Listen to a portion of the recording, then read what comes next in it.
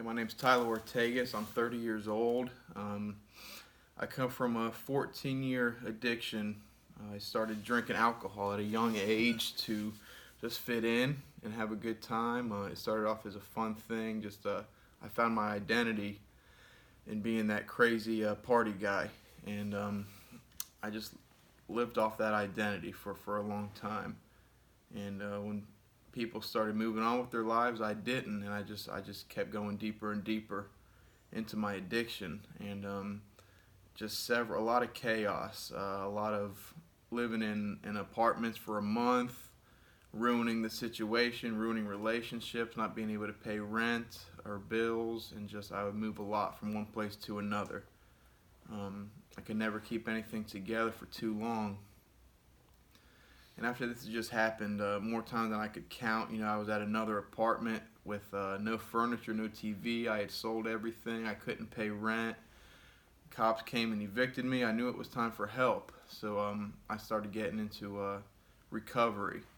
This is about 4 years ago. And I tried the recovery process, going to meetings, everything that they tell you to do. And I tried to the best of my ability, but I was still my own higher power at this time, and I still wasn't happy. I got into relationships, and I didn't know how to handle that. Still didn't know myself.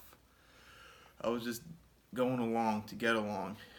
Knew that I had a problem, but I kept constantly relapsing because I wasn't happy still. I didn't have God in my life, and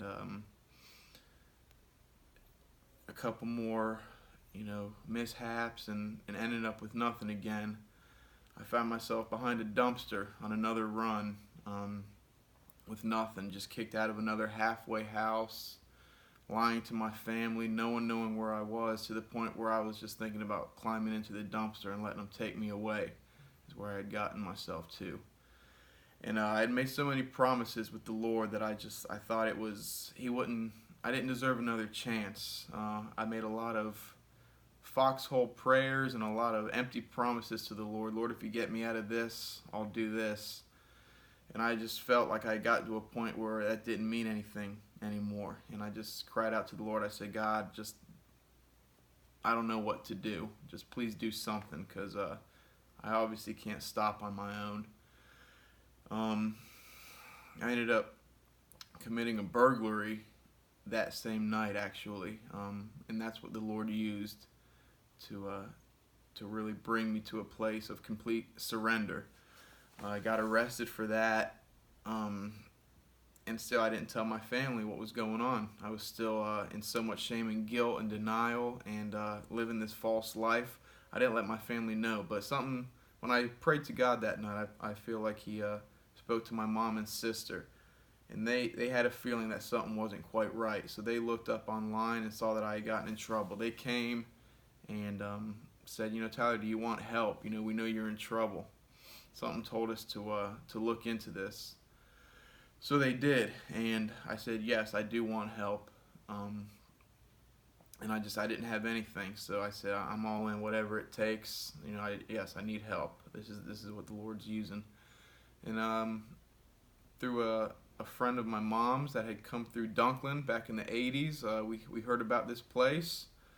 And I gave it a shot. I said, okay, I'll try it. And I came here, and I've had struggles, but I really truly met Jesus here, truly met the Lord here, and I'm just finding that getting out of myself, serving others, relying on the Lord as my higher power, that's what I needed. That's what I was always searching for. I was able to forgive myself for the things I've done, forgive others in my life, forgive family members, and just walk in some freedom. And I'm very excited to see what the Lord has for my future. I'm all in, and where I'm going, I'm not exactly sure yet, but I just believe that the Lord has laid a path out in my life that I've been praying for a long time. He's put my feet on solid ground, and He's set a path for me. So I'm just going to continue following the path, and day to day, I don't even know what that looks like.